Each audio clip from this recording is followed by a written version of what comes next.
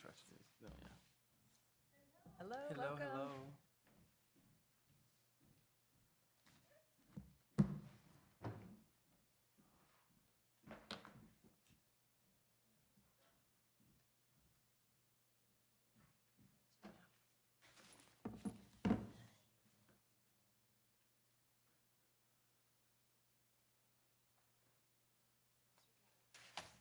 Fine. I can't leave until 3:50, so it's like always just tough. And traffic is like increasingly becoming very annoying driving. It's touch and go. I feel It's like when very- you're in a rush and you're in that mindset, you hit every red light. Well, I hit every green light, and I thought that would get me here early, but then people are like driving with no sense of urgency. So it was like, oh, they're taking in the sun, but I was just like, just move over. I gotta be somewhere. Yep. Okay, great. All right, I will call this meeting of the Grand Rapids Public Schools Finance Committee to order. Today is Monday, April 24. Welcome, everyone. We will start with public comment for agenda or non-agenda items. I see one card. Hello, welcome. All right. Monroe Bryant.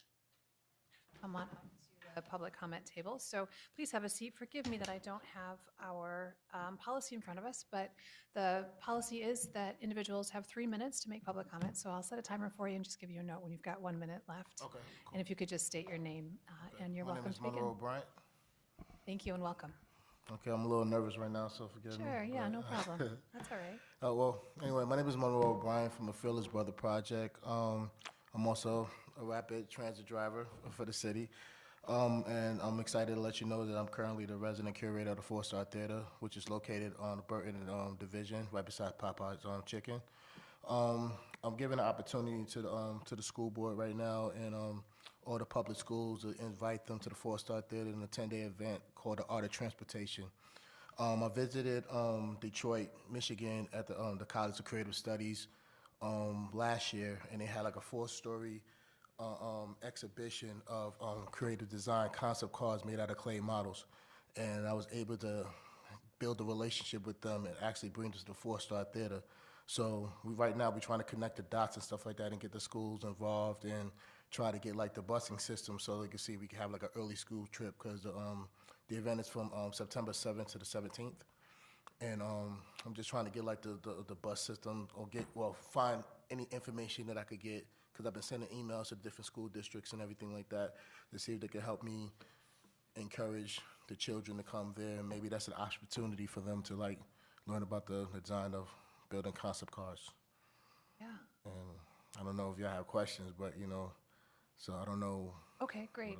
So typically, public comment is a way that we hear information. We don't necessarily respond, but it sounds to me Gotcha. like you just need to get connected to the right people in Grand Rapids Correct. Public Schools to see if we can have our students attend a field trip. So Correct. I'm looking to our staff in the room. Who do you think might be best? That's what I was going to say. If your contact information is on there, I can, before I start throwing out names and all of that, let me connect with some of our staff and figure out who the right person is. Okay. And have them get back in touch with you. Yeah, I currently, like I said, I currently send the emails to like the basic emails to each high school.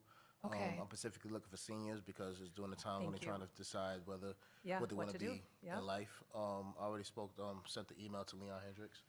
Okay. So like That's what I was going to say. That would be probably the first person I would start with. Perfect. Okay. And also our academic executive directors who work with the high schools would be Yep. good Okay, connection thank you. points, But too. yeah, my main goal has always been about the children, and I just want to make sure that they have an opportunity. It's not a lot of options out here in the city, and I want to make sure that I can make a difference like that. So thank you very much for the opportunity. Yeah, wonderful. Thank you. We'll Okay. make sure that we reiterate this to Leon Hendricks and then to the executive And directors as so well. your event was in September, correct? Yep, September 7th to the 17th. Beautiful. Okay. All right, thank you. Thank you. I Well appreciate done. it. Yep. That's it. You did great. Thanks. Have a good day. You as well. I gotta go to another one. Appreciate it. All right, we will move on to our business items. And the first is our training item today, which is a look at the governor's 2023-2024 budget proposal as it relates to the school aid fund. All right, we'll begin. Okay, so we will jump in and start going down through it. And I have a new gadget, so we'll see if I can, there we go. So sorry. No, I have to scroll as much. I have a clicker now. So the governor's proposal, I'm just going to kind of start with some generic overview as we go through. So the state aid process, they've got a general process for doing it. One of the first pieces tends to be a state revenue consensus. So members from the state budget office, the House Fiscal Agency, and the Senate Fiscal Agency meet together and develop revenue estimates both for the state's general fund and for the school aid fund.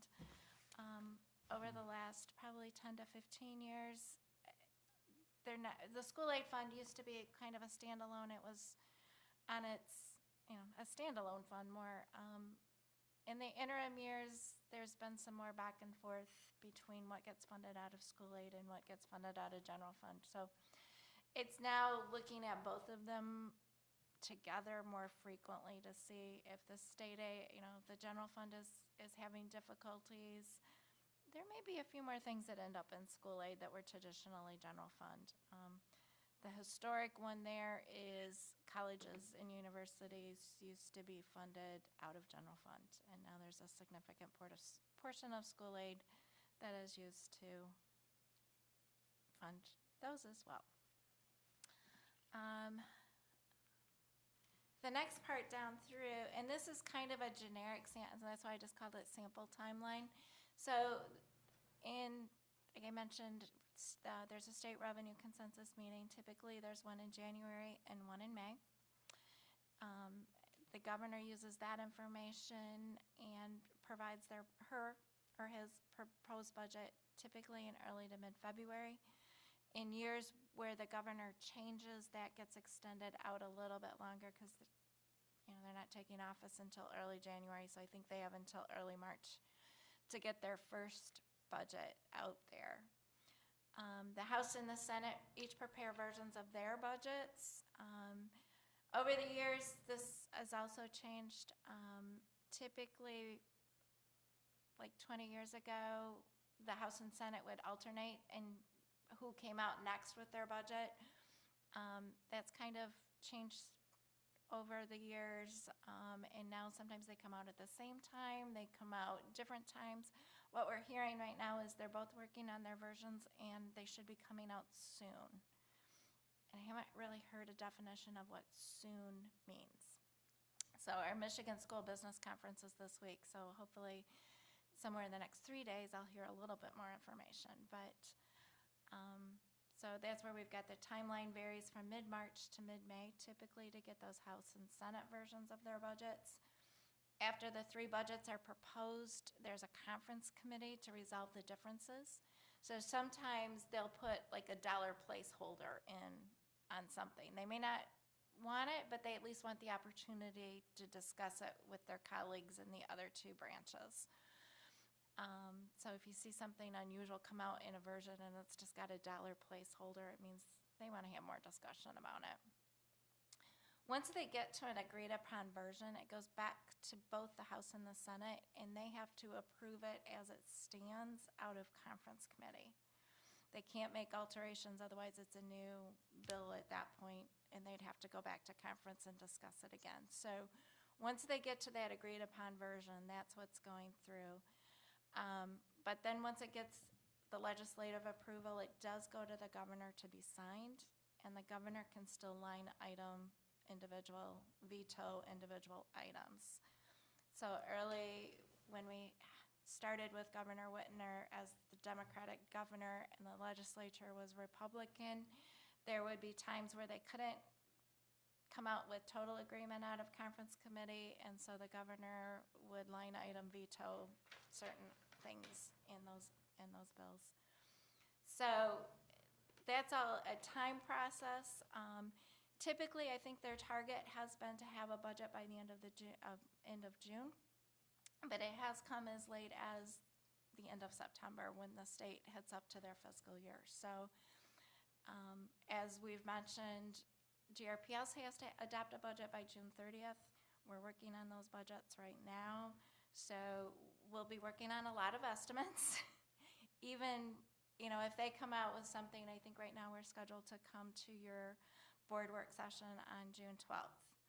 So likely we'll start to hear a few more things in the next couple of weeks, but we'll still be working on assumptions because I don't have a high level of confidence that they'll have everything agreed upon and voted on and all of that for us in time to incorporate that into an actual budget. So as we come forth with our budget, we'll share our assumptions and what they are. And then, as you know, our budgets are working documents. We will amend them during the next year as it is, so. Before you click, Yep. 2 questions about something that you just stated. One, when you stated that the first one, the state revenue consensus meet twice in January and May, and you said the governor provides fee. You said the governor uses that information. Are you referring, when you said that information, are you referring to the sessions that happen in January and May? Right, she typically will use the information from January, and I'm saying she because our current governor is. They use the information from the January revenue consensus. That's the best information at the time. When I talked about some things that's varied recently, back before the pandemic and the money at the state level was also tighter, frequently the House and Senate would wait until after the May revenue consensus so they could get some updated revenue numbers before they put out their budget proposals. Okay. The other question for you was, do we have staff, or is that our lobbyist that attends those meetings in January to provide our influence on what we need for our individual budget, or is? At that point, it's not a point where we can actually insert into the budget process. We can listen to hear what they're saying. Like this year, the state, they do broadcast it, so I watched it as they were meeting. They have, on the revenue consensus, like that, I think it was broadcast on House Fiscal Agency's television channel. So they'll have University of Michigan economists there. They'll have a national economist telling about what's anticipating in there in economic news. Where do they see the big 3 auto suppliers going and that type of thing. And that's just kind of the background for the assumptions that they're using.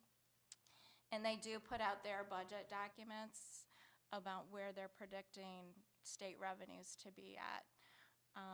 So it's really not a time for us to start to insert, oh, we'd like XYZ. After the governor puts out her proposal, that's where when you start to get a look at it, our lobbyists, whether it be Chris Glass or Rusty Merchant and others, will start to, oh, we like this, we don't like that. We'd like to see more of XYZ. So that's where you can start to influence it more and have, this is a concern, or this, we like where you're headed with this. So what I like about you, this particular slide, I guess this next part of this is partially you, but it's more so our seasoned board members, because I don't know. In the past, when we get to this point, at what point, before I ask that, I'll lay what we talked about last time. I remember previous meeting, we talked about the notion of wanting more engagement, interaction for before stuff comes to us, that we're able to provide our feedback and let that rework the system. When the finance department is receiving information from the state and they put together a plan to propose that goes before us, before we get to the voting aspect of it, in the past, has there been previous points of engagement where we're utilizing our Legislative engagement, are you saying? Yes, and finance. Like, if there's something that's gonna come before us that we know we're gonna be, okay, well, let's use Central, because that's the only thing I can think about. Sure. And we know that we're gonna need money for a said project, or there's something, do we say we notice based off of our priorities that we actually want you all to be focused on that? Is there a point where we provide For our internal, for guidance? GRPS Yeah. budgeting, not, okay, I hear what you're Yes. saying. No, I would say that's not historically how the budgeting process has worked. The district has developed the budget and then brought it to us for review and approval. And in that review process, what does that look like?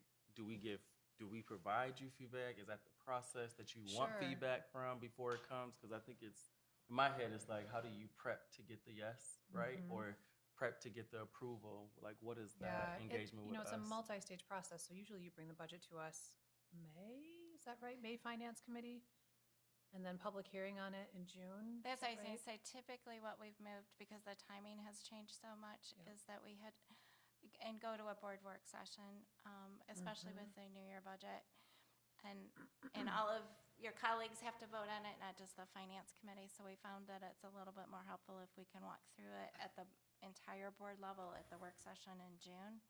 And then we do hold the public hearing, before the next board meeting where you actually vote on it. So it's still a pretty high-level budget detail on it and not specific line item detail. We've got over, I think, one of my staff members said, I just did a download. I think we've got over 20,000 individual accounts.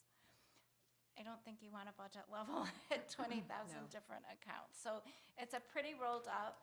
Not sure. I think as part of your orientation, we did provide what our budget document looks like.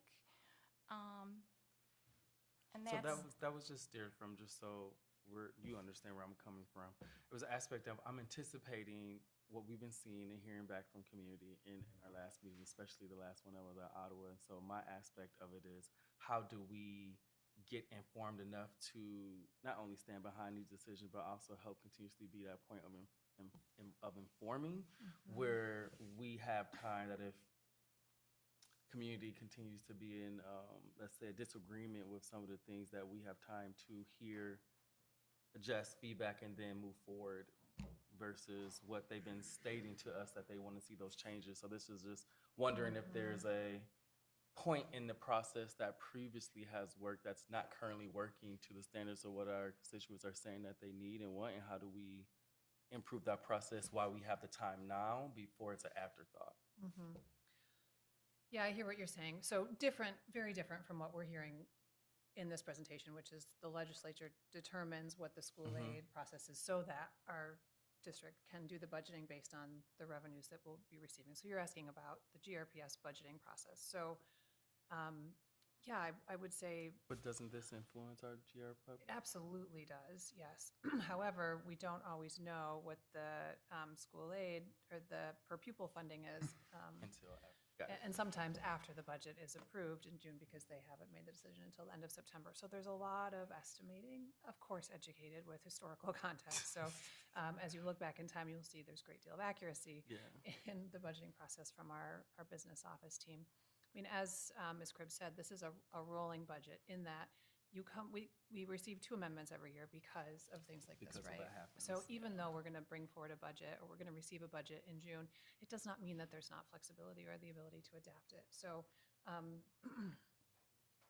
That's all you Yeah. had to say Okay, right all there. right. I love that piece. Okay, Because very I want the community to know that. It doesn't mean that we can't, there's not course. other means of correction, Right. but it seems like lately that has been one of those sure. points of concern. And so I'm glad to know that, and now they can know, who are listening, that there's other points of insertion. definitely, I was going to say, going off of Mr. Eben's point, sorry, I also kind of had a similar question. You mentioned and I know we're talking about, state aid and like the legislature, but just to not kind of lose that train of thought. So we do have a public hearing, you said, and when was that taking place? In May? So it's always it's 5:30, so it's an hour before the last board meeting in June, which would be the 3rd Monday. So that should already be on your calendar. Yep, so 5:30 on Monday, June 19 is when the public Okay. hearing is scheduled.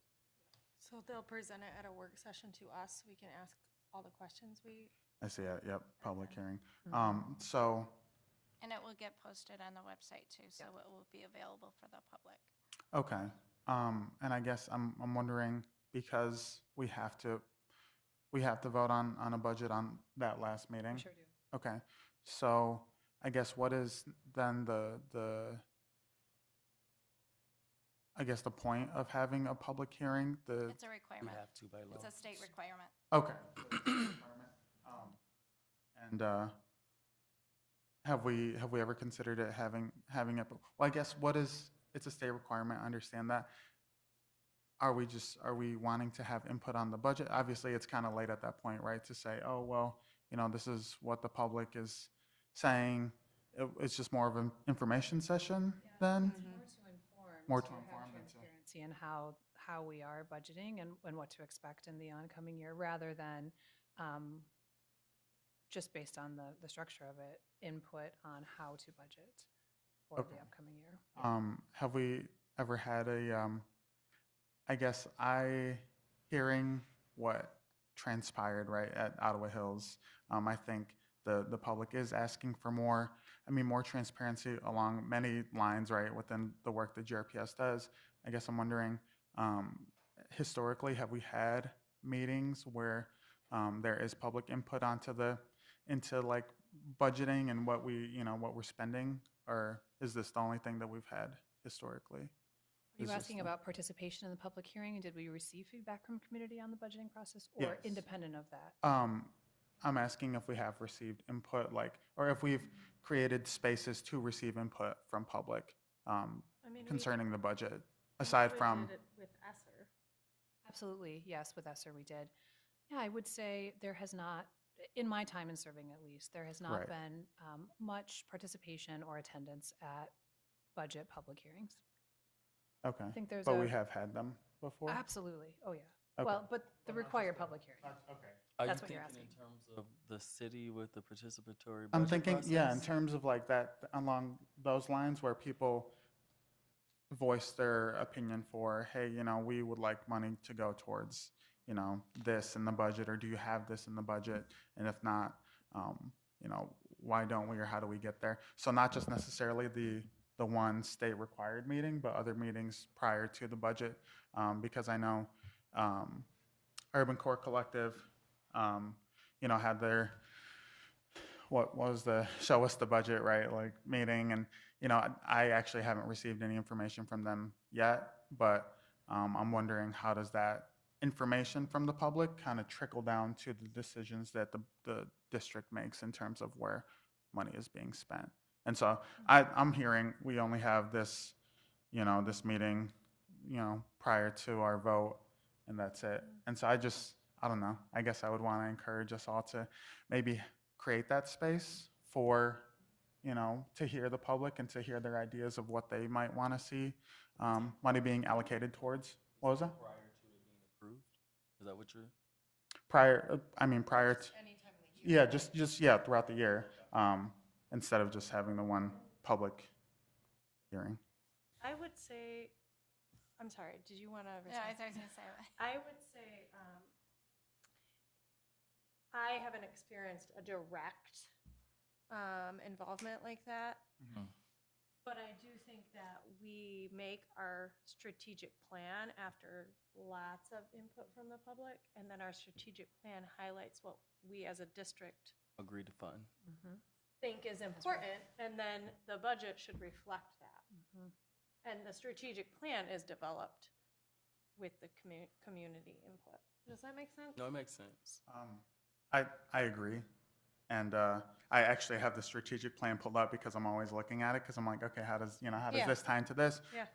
And I think the strategic plan is great. I also just don't know if it is quite as specific as I would want, it to be in terms of like where money goes, or initiatives being done. Just having these 6 student outcomes, or these 6 priorities, and alongside the strategic themes, I think they're very general in nature. And even after having gone to the conference in Orlando, I think I was looking at other school strategic themes or strategic plans, and they're, I guess, a little more specific in terms of like, these are the action items that we, are going to do. And so I guess kind of coupled with that, I would like to just say, hey, public, like, this is the money that we're spending in this area to reduce, Black student exclusionary discipline, right? And so I guess that's kind of my line of thinking, is like, not necessarily having it at the very end. And obviously, it's maybe a little late, right? And we're not going to be like, oh, hey, let's have a hearing in May. But for future years, like, let's kind of engage the community in that way just throughout the year. And it doesn't have to be anything major. And maybe it could be kind of part of the finance, right, committee meeting. I guess that's just my thought on that. Yeah. More specific tie-ins. to- Yeah. All right, yes, definitely well heard and appreciated. And I think that as we, and as I work with Ms. Cribbs on the budget proposal, we can develop some of that tie-in to state specifically how the budget will align with the strategic plan. So absolutely, an adaptation that can be made at least in the short term this year. There really is timing challenges. You know, it's very difficult for the district to have everything it needs to make decisions in order to get us a budget really between May and June. So there's challenges in that, but that is why, you know, we're elected officials. So that's why we bring the voice of those we serve to that table to be able to advocate for, you know, what we're hearing in community too. So in part, we definitely should be doing that as board members, independent of some of those sessions too. So I would say it's a both and, right? That's why we're elected, to bring that voice and those priorities to the district. So, okay, let's move forward. That's all right. No. That's okay. That's why we're doing this, so that we grow to be really effective, you know, board members. So, all right. And one thing, just as Ms. Please. Shockey mentioned, is we do amend the budget. I've Right. done a budget amendment as early as your first board meeting, the first board meeting in July. Typically, we wait and do January, and then we'll do the final one here in May. But if the need arises earlier in the year, there's no reason why we can't do an earlier budget amendment as well. So just to throw that out there. It's an ever-changing, our budget's ever-changing. Very complex, Yes. but ever-changing. So one of the key components of the governor's budget proposal is an increase to our base per pupil funding. The foundation allowance is what you hear. So her proposal is an increase of $458 per pupil, which is a 5% increase. Our current foundation allowance is $9,150, and if it comes to her proposal, it would be at $9,608. So we just added a little bit of history on there for you so you can see what prior ones have been. And you'll see even in the last 5 years, we had 1 year where there was no foundation allowance increase. That was our COVID year. And funding was unusual.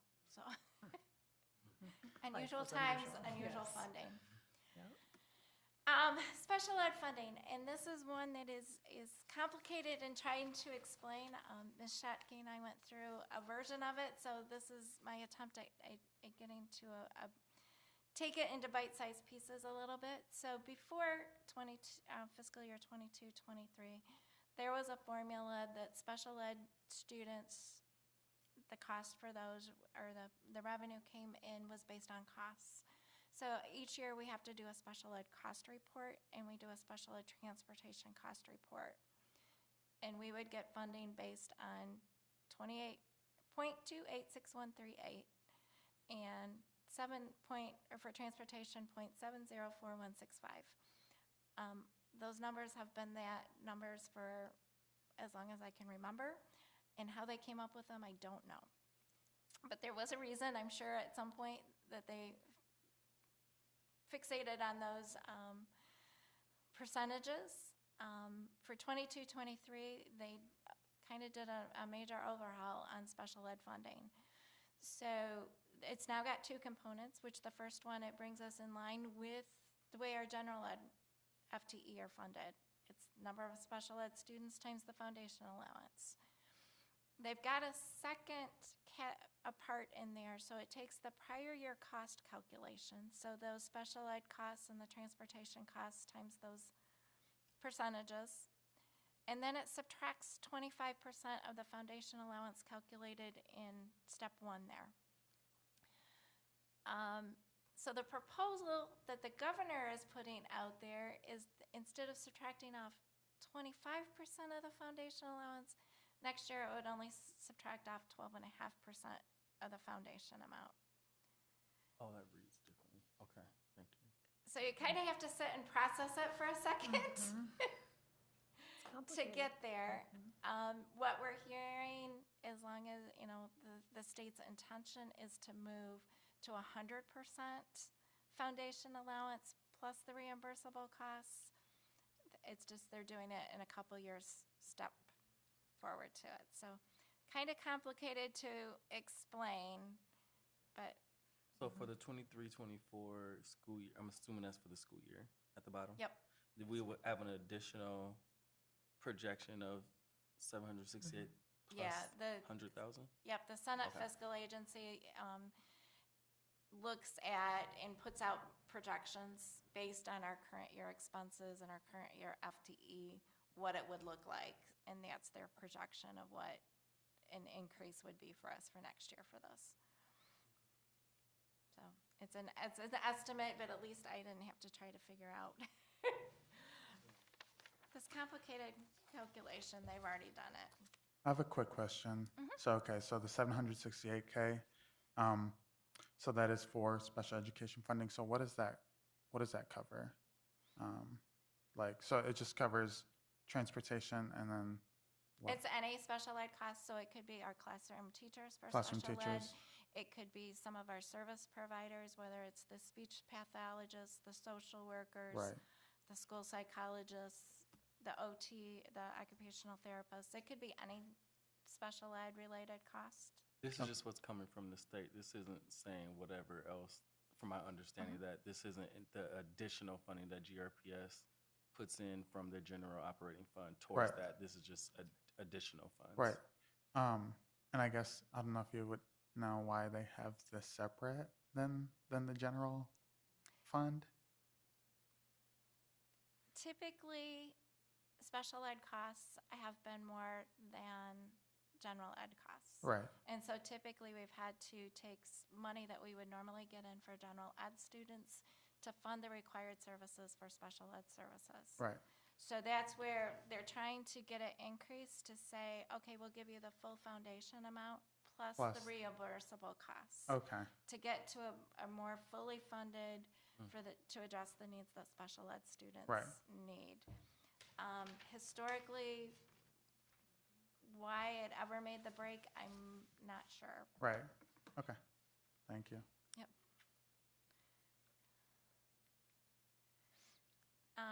To go through at-risk is our Section 31A funding. It's a state aid categorical.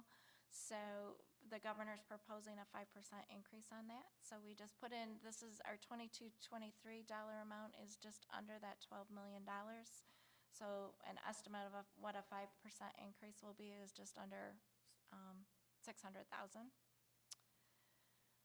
Our Section 41 bilingual funding is for our English language learners. Again, she's proposing a 5% increase. And we're currently, on this year, our allocation is $1.5 million.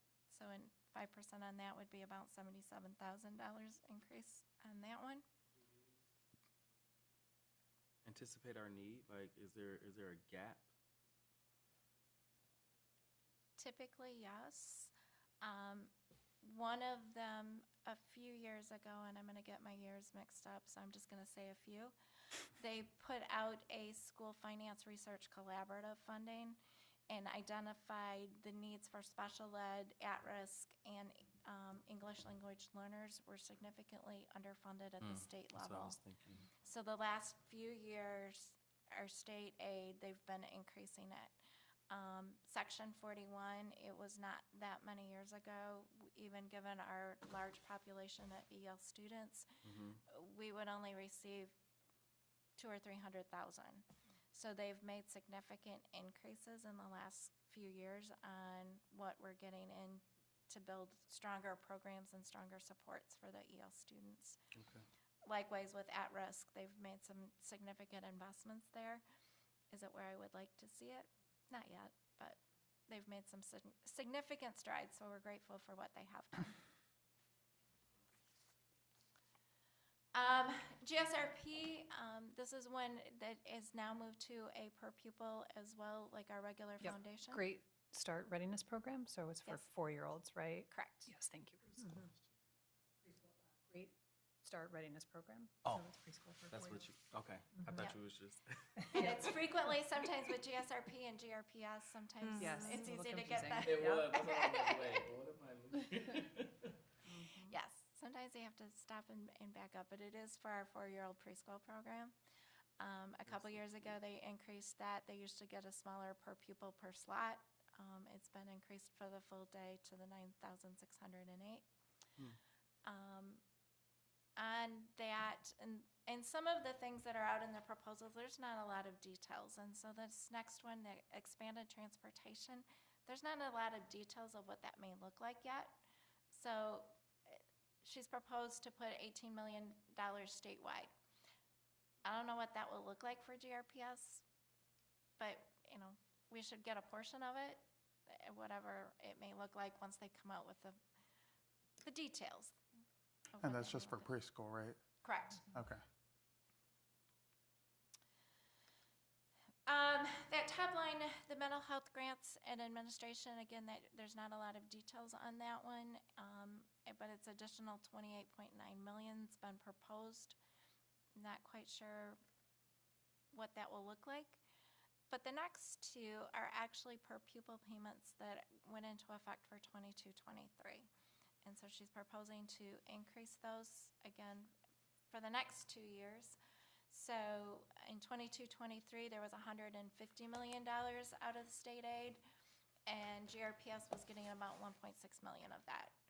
So if she's saying 300 million for 2 years, I'm thinking we'll be in that $1.6 million range again for mental health per pupil. Some of that will be looking at those additional mental health positions that we've put in, currently funding some of those with ESSER, but we'll continue to look at needs. But this may become part of our sustainability as long as it continues after ESSER is gone to maintain those mental health supports that we know they're so important. School safety is another one that was new for this year as a per pupil payments. This year it was 168 million statewide. We got again about 1.6 million of that. So it's a little bit under the 300 million that's proposed for 2 years. So I know Larry Johnson is working on what that might look like. Also a requirement of Section 97 is to seek community input. So he is working on getting, working with Mr. Hendricks to schedule a community meeting to hear from community and families what they would like to see these dollars used for. It's one that just, even though they've been talking about it, the details weren't coming out until we just got a dollar amount in March. So even though it's been out there all year. So is there a formula for how GRPS gets X amount of funding, or is It's it a just? per pupil. Both of these last two are per pupil, so it works out from our state aid and the The size of our district. FTE submitted, and it will be a blended count. So Okay. it takes 10% of last February's student count, 90% of our fall count Yeah. becomes our blended FTE that we receive state aid on. So then there's a per pupil amount, and they just say you have Disperse that way. Yeah. 13,000, and I don't Yeah. remember what our current state aid is, but Okay. And we're not sharing this pot. Can you remind me, because you said that earlier on when I was taking some notes. We're not sharing this one, I'm going to use the 168 million with colleges, universities. This is specifically with for K-12. K through 12. Perfect. Thank you. And these next three, again, there's not a lot of details, but she's proposed 14.5 million for early literacy programs, 10.5 million for teachers and coaches statewide. So it's, again, one of those, it sounds like a big dollar, but when it gets spread across the state, not quite sure what that will actually mean for GRPS. And again, there's 30 million for student learning supports and mathematics pathways. And I don't know what details that may mean. So it's like, it sounds good. The proposal. Yep. And these next four, again, we've got statewide dollars of 25 million for teacher mentoring and induction. Michigan Future Education Fellowship and stipends for student teachers. Those were programs that started this year, so looks like they're trying to continue those as well for next year. And then again, there's PD, curriculum supports, and letters training. I know we're working on participating in the letters training as well. And the $300 million over 2 years is a significant pot of money, even statewide. So we'll see what those details come through. What was letters stand for? It's something with literacy. Okay. and statewide That's all I need to thing. know. I'm Yeah, yeah. sorry. You don't have to these know the acronyms acronym. And that one I am not Literacy. as familiar with, but that's, yeah. Thank you.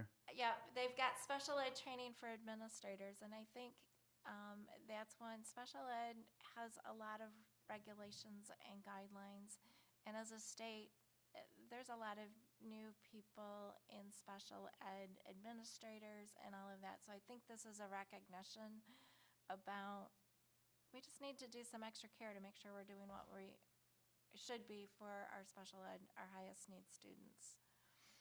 And that's not just GRPS, that's statewide, so.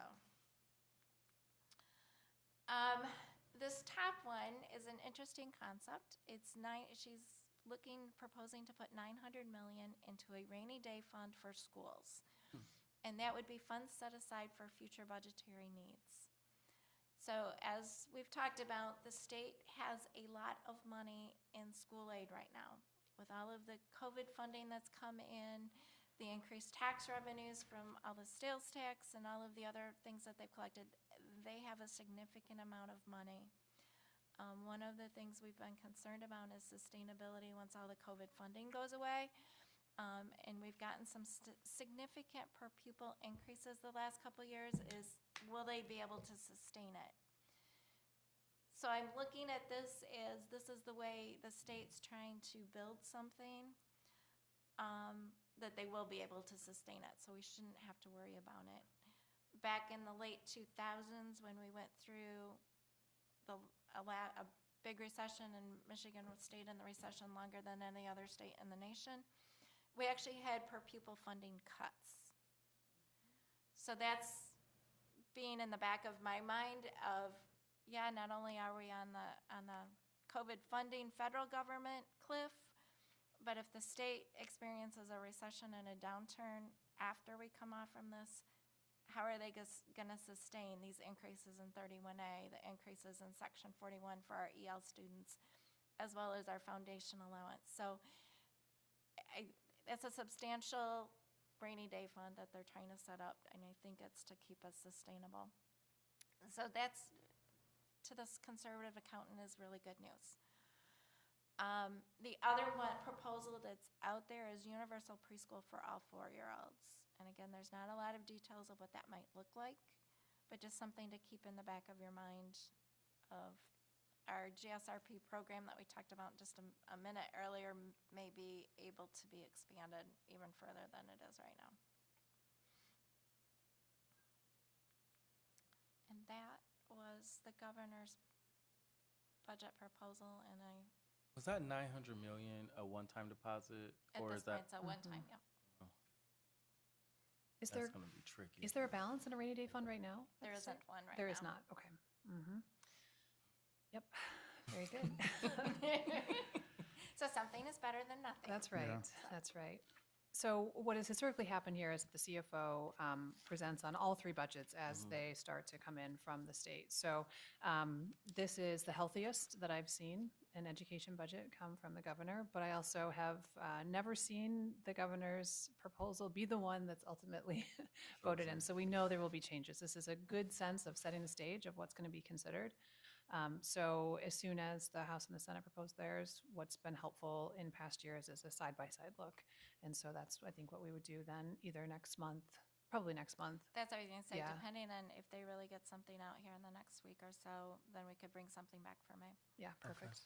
Great. Thank you. All right. Thank you so much. Thank you. A good If walkthrough. nothing else, they haven't set a date for May revenue consensus as well, but that I heard through MSBO that they're required to have it by the 3rd week in May. Okay. So depending on the timing of that as well, and our May Finance Committee is a little bit later due to graduations, I may be able to at least share information from May revenue consensus. Great. Okay, thank you. All right, well, we'll move on to our action items then, and we'll start with our purchasing agenda. Just a few items this time.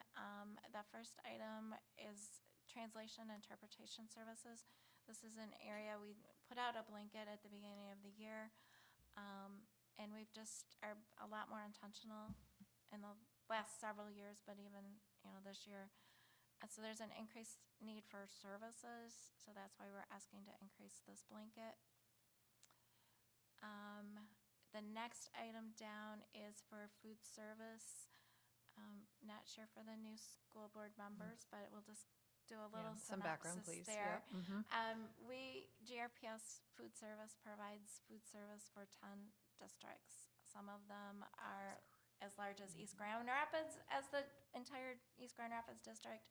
Some of them are smaller parochial schools, and we've got at least 1 or 2 charter schools as well that we provide GRPS food service. Some of those are staffed by GRPS staff members, and some of them, like East Grand Rapids, when we started doing their food service, they wanted to keep their own food service staff employed by them. So they have added staff this year, and they have actually, to their staff, have a bonus in there as well, to, I think, probably as a retention type thing. That they bill us for? Yes, because we get their food service revenue Yes. for providing the The meals. pass-through ultimately. Yeah. So it's kind of an unusual situation. It is.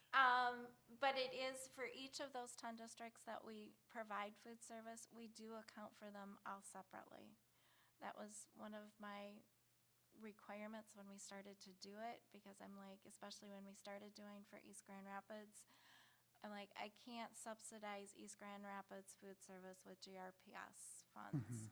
So we do track all of their expenses separate. We get their meal counts, we get their breakfast counts, we get all of that. So we do all of their revenue versus all of their expenditures as well, to make sure that where we're community-wide eligibility and all of our students, scholars receive a free breakfast and a free lunch, East Grand Rapids is not the same, and we do have to set meal prices for them, the traditional food service. So that's another reason why we look at what their revenue and their expenses are, and then would set their meal prices. So we provide them food. They can hire at their own discretion and provide bonuses at their own discretion, not including us, and then send us a bill for it. Yep, because they've got their revenue Yeah. for their meals. All of that revenue. So they make decisions based on the revenue that's coming in, right? So we just have to pay out the expenditures because we're receiving their revenue. It's still their own budget, doesn't impact us. There's no money coming out of GRPS to supplement. And if at some point it went to a deficit fund balance, we would bill East Grand Rapids. Oh, Yes. good. Thank you. I also was like, I was thinking about that. I was like, make this make That was sense. mine, Maybe even though it's differently. a significant amount of work Yes. to track each individual district Yeah, that's a lot. separately. It's important, because if right. we're going to do it, especially when they control their salaries, they control right. all of that, they've got to fund it if it's not, so. Can I just ask, what is the benefit to GRPS? I guess aside from, being, a good, Community partner. yeah, That's what I right, was gonna say. right. There's a couple of them that it's kind of the community partner. And one of them is the charter school that we charter, is Grand Rapids Child Discovery Yep. Center. So, that's affiliated with us. When we started doing more of them, it was a time when GRPS was laying off staff. And so if we could put one of our GRPS staff into one of the other food service, we didn't have to lay somebody off. So that's where it kind of proliferated to some extent. East Grand Rapids, that came on kind of a superintendent's agreement, because East Grand Rapids was not operating their food service program at even a break even. They were having to put significant general fund dollars, is my understanding, to run their food service. And we're like, oh, no, our food service, we're not using general fund dollars to run our food service program. So that's kind of how that one came along and just became, we run a pretty efficient food service program and a community partner. It's something at some point we, may want to look at and reevaluate, but. Right. And maybe you know this, maybe not, since you're pretty new to the district, but I guess if that's kind of how it started, why is there not is there a stipulation that like all food service for other school districts use GRPS staff? No? No, it's kind of individually, and we have not added a new district in a few years, I don't Okay. think. But that's where, it just depended. A lot of them use our staff. Right. East Grand Rapids, it was kind of their own political decision when they outsourced. Okay. Okay, next item down is an increase for the wide area network services through Comcast. This one, additionally, we did the blanket order at the beginning of the year.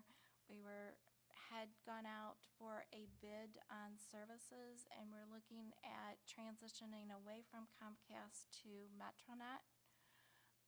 That transition, due to a number of reasons, is taking longer. The new company is having to put fiber throughout the city to make all the connections.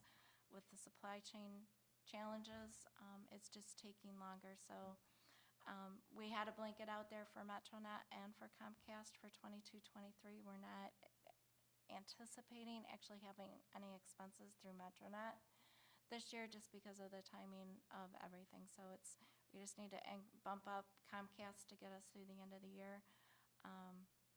Craig and his MIS staff are working and monitoring that closely and timing of when we can get switched over.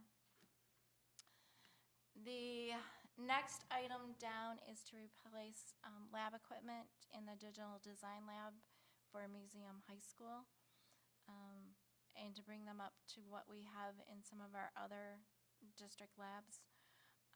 Craig and MIS staff, again, are evaluating all of our labs as we go through, and it's kind of a rotational basis. This is one where the needs have risen to the amount that we need to come before the board for purchases. Do we have a list of what those other schools that will be potentially need to be up? They continually Yeah, it look never at them, stops. and It's when they come it's a through, rolling, so. yeah. Okay. Just think about your own technology and how frequently you. That's what's making me wondering. Yeah. Yep. There it goes. This last one is for repair of the sewer at Union High School. As I asked for more information here, it was the original problem started just before Christmas break, and as with many things, as they started to investigate, it's gotten deeper and deeper over the last few months. There was I think it started with a crushed pipe and coming through, and then the first company didn't have enough capability to have the equipment to do it, so as they've done more work, the scope has continued to increase, and that's why now we're over the limit and it needs to come before the board. But you never quite know when you start digging what you're going to find.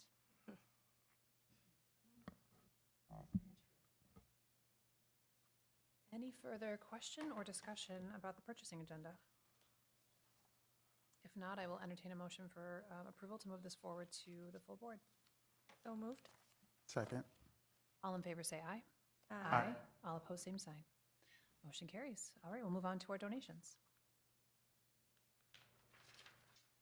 Okay, the first donation is for Senior Day 2023. We had a couple, I'm not sure, 2 individuals, maybe I should say it that way, came forward and then would like to make a donation. of $3,000. After talking with them, they're looking, we're going to use those funds for Senior Day that's upcoming for all of our seniors. The event is usually about $30,000 by the time you do all the food and the prizes and all the other good stuff that runs into there, so we just thought that would be a good match. So that's what we're looking for this one. Beloved day in GRPS. It's wonderful to have support. Questions or discussion? Could we not allocate any extra funds to that? I don't know how this is typically budgeted for. General fund. General fund, yeah. Mm-hmm. That will continue on. Yeah. Yeah, for years to come. Good. All right. May I have a motion to move this donation forward, please? Motion. Support. All in favor, say aye. Aye. All opposed, same sign. All right, motion carries. And our next one was a donation of gently used and returned shoes from Gazelle Sports to our athletic department for student athletes this spring. So I did have a question on that. Because I thought is it not our policy that we only take new items? Or is this,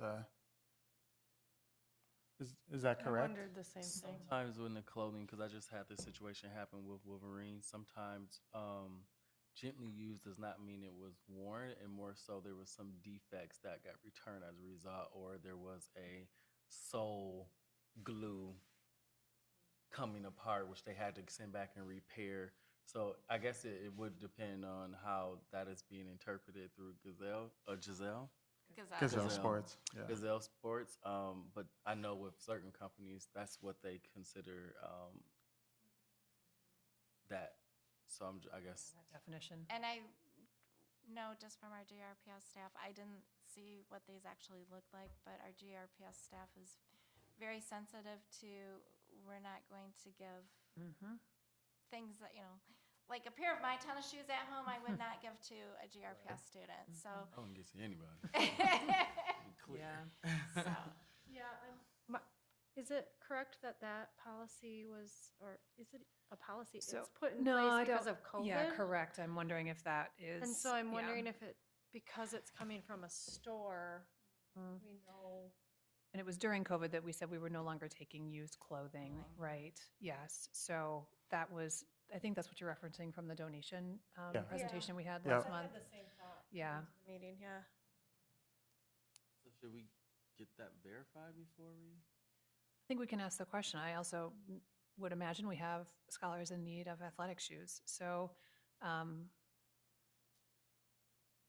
if you want us to find more, if you are, I don't know how to say this, I guess. Yes, we can find out more information about the definition of high-end, gently worn running shoes. But it would be my recommendation that we still move this forward so that our scholar athletes have what they need to participate in sports. I feel comfortable moving it forward. I do think I would like clarification on what our policy is, and maybe we need to Revise that policy. revise it, yes. Very good. So we'll seek Okay. clarification on that. Yep. oops. Okay, very good. So, But I move to thank you. Move this donation accept forward. this donation. Very good. Thank you. All in favor, say aye. Aye. Aye. All opposed, same sign. Motion carries. And our next one is from Dole Tasting Days donation. So Dole Packaged Foods is running a spring promotion for a new, their newest product, Dole Wiggles Fruit Juice Gels, and would like to donate 1,400 cases of their newest product for our students. So estimated value of $19,000. Okay. Motion for support? Great. So moved. Second. Support. All in favor, say aye. Aye. Aye. All opposed, same sign. Okay. That motion carries. Final donation for consideration. And this one is to bring forward some information that you've been hearing about. So when GRPS Foundation was here in the wintertime, they had mentioned that they were doing a hat and coat and winter clothing drive for our students as well. So they had a few places where they were collecting those. We just kind of wanted to formalize and bring back. Given the way that they received the donations, it was hard to pin an actual dollar amount course. onto it. So that's why we're just saying it was well over 2,500. And then the one, as you've been recently hearing, is our prom gown giveaway. So again, it's hard to put a specific dollar amount on because of the range and as all of that. So we've just said it's over the $2,500. I think with the prom dresses, Yeah, same. same question. We need that, yeah. We Right, need to if there's a maybe formal address policy or that. if we need to yeah. address it. Absolutely. You're referring to the gently used Yeah, portion gently of used. that? We Yeah. just need to revisit that clarity. policy, I think. Yeah. I agree. And whether, I don't know if it was a formal policy or just a standard of practice during COVID. I think it was especially a standard of practice. Right. That language may have just been misleading in that presentation. What happened last time about, I'm asking my colleagues, I don't recall, but I remember something coming before us that talked about, maybe it was you, Jose, talked about wanting to have, before we accept stuff, having this come before. I actually was just going to bring that up. So thank you for bringing that up because I was going to mention, you know, I understand, you know, sometimes things move quickly and, you know, you already have the things there for folks to grab, like high school prom dresses, and prom was prom this past weekend? Hasn't started. Coming up. Oh, it's coming up? Okay. I know there's proms all over now, but I guess it's like how,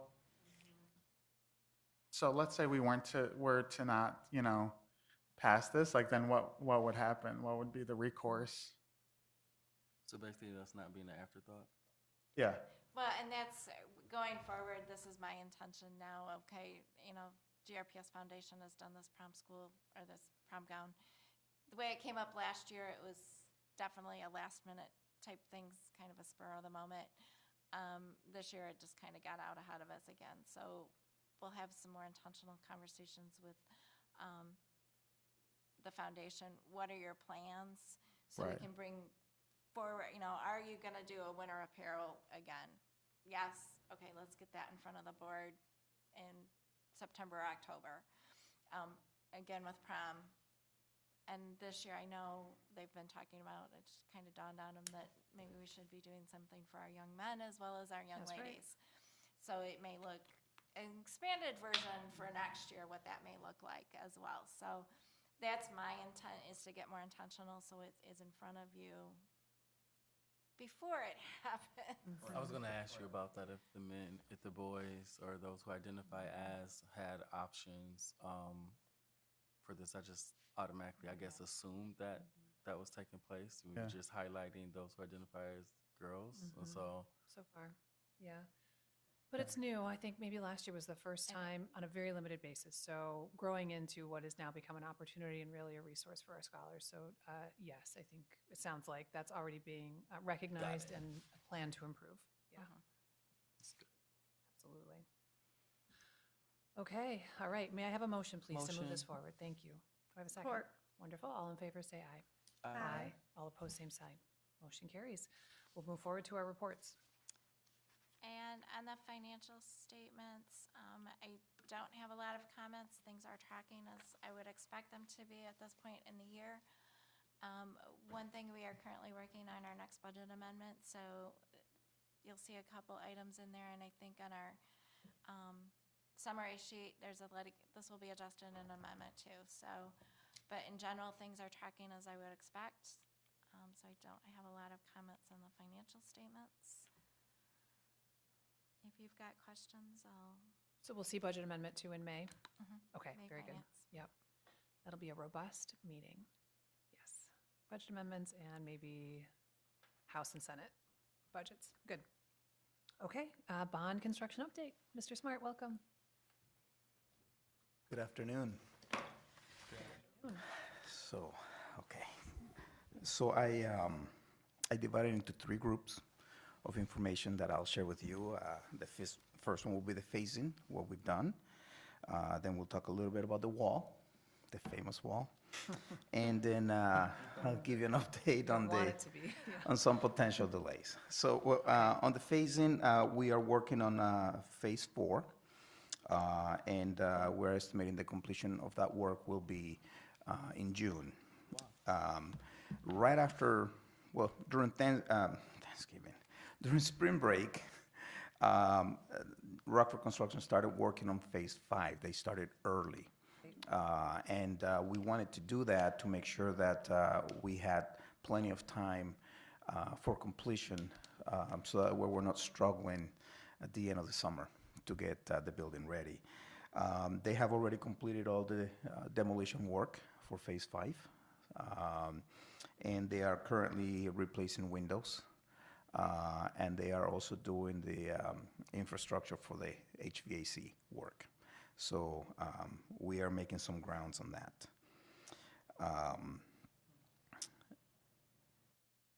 Now the auditorium. The HVAC work, it's underway right now. We are painting the auditorium, and we're replacing the carpet. That work is taking place. We were able to keep going on that because we also built a temporary wall to separate the work that is happening on the stage from the rest of the auditorium, so we can keep working at the same time. So that temporary wall is in place. The steel shoring that is on the stage is already in place. And we are anticipating that we're going to start demolition in June also. And the brickwork, we still have that in mind. I have shared that with the team, your idea for saving some of the brick and make them available for alumni if they want to, I presume, purchase one. We haven't talked about that yet. We'll reach out to you to get your input on that. We already placed the order for the exterior panels. Thank you so much for approving that at the last board meeting. We were able to do that, and we're expecting shipment sometime in September, mid-September, as of right now. The demolition work will start in July, so that's when we're anticipating. We were hoping to do it in June, but because the panels are gonna come in September, it didn't make any sense to start demolition and have a wide open building. Now on the delays, we are still struggling with the electrical equipment, transformers, and emergency backup generators. So we are anticipating that for Central, we should be getting the transformers sometime in November, and for the GR Montessori in July. Now, the plan is that we're not disconnecting any of the existing power until we have the transformers here. So we will continue to have power throughout the construction period, and even after school starts, we will have power. But once we get the new equipment, we will have to schedule a shutdown and then do the swap. So that's all I have for you, if you have any questions. Anticipate when, what is the updated timeline for this completed project That has not changed. It's still going to be the fall. of next year? 2024. 2024, yes. Do you know if has there already been discussions or talks in regards to a community engagement plan around that? I think that is an opportunity for us to engage with community around the new space. To discuss. Like a grand reopening perhaps, or some ribbon cutting, something like that. Hey, I'm always up for a nice get together, a good party. So, but we could probably loop around Leon Hendricks with communications, and we probably will talk it over at cabinet to come up with an idea as to because we should have a ribbon cutting. Storytelling as well, right? That's It correct. continues to tell the story of the reimagining GRPS with us, right? And so it Correct. allows that to continue in that theme. And so I'm hoping that there is an intentional effort that can be pre-planned in a starting process to do a proper community engagement around it. Always, we always celebrate. Yes. I was gonna say, Yes. like, you worry. We have to projects, celebrate. We've had a ribbon cutting. So I'm sure there will be one. I don't think I'm planning it, but It's a year away, we'll see, yeah. But if I'm asked to do it, I will do it. So, That's great. I just think about how we can engage, like not only the current, but even some of the Alumni, yeah. construction academy, and then also yeah. alumni. Like that's a moment for them to embrace the old with That's the new. right. So That's right. hopefully that is. I like that. Absolutely. Good. Gosh, transformers have been a challenge for years. It's remarkable yeah. how difficult it is to get those. Yeah, I lived that myself. Okay, any parting questions for Mr. Smart on the bond update? I guess this is. I know we talked about part of the demolition process was a little. I guess I can use the word dangerous for some of the construction students that are Correct. housed at Central. But are there other points that group could insert themselves in the less dangerous work that kind of involves that on-hand training for them to do something at their school that they're attending? Well, when it comes to the bricks, what we can do to make it safe is we can move them to another location where they can actually help us clean them up and try to get them ready for us to offer them to people. Other than that, as the project comes to, begins to wrap up, if they want to be working, we'll have to work with Rockford Construction to see what are the legal aspects of it. I mean, there's some things that most of us can do, painting and things of Yeah, that that's nature, what I was- but I know there is some legal and liability issues with the CM, construction manager, that may prevent us from doing that. Okay. Unfortunately, really, really challenging. It Something just that we, sucks. it really does. Yeah, yeah. It's just like such a perfect opportunity in their school. I know it. Where that program is housed, like what better way to have something that like incorporates their actual learning out of the classroom to something practical and tangible within their hands for them to apply what they're learning. Like it's a very missed opportunity, and it's kind of disappointing. Not for is. any of Yes. our aspects of here, and not to Yeah, not to we come off understand. as if I'm blaming you, but it is like how do we that's another way of like bringing them along the journey of what they're trying to get into, right? Something that you can easily touch. I'm thinking like our CNAs, they have that yeah. Kent ISD program, and then they get actual hands-on opportunities to interact with patients at that level. So I'm just looking at it from that aspect that that's Absolutely. still a opportunity for engagement. Yeah. Yeah, it's really challenging, unfortunately, with the regulation at the state level around construction activities and how, for good reason, right, how we protect minors from hazardous occupations. But it does mean that these kinds of parallels are really challenging to figure out how to be creative with. Yeah. I hear you loud and clear. I wish we could do the I same thing. know. That's why I keep saying it, because I'm like, I know. what can There's we got to do? be a way. There's got to be a way. I know. No, thank you for the updates. I appreciate your transparency on keeping us afloat on the changes that are happening, even the small ones. Like, I'm a very detailed individual, if you haven't noticed. So details matter, but also in the details usually is the gray area. And so what I feel like you consistently do is provide information that does not give me gray. And I appreciate that, like Thank more you. than you realize. I appreciate that level of transparency. Thank you. Anything else? All right, very good. We will adjourn this meeting. Thank you, everyone. Thank you. Thank you. Thank you.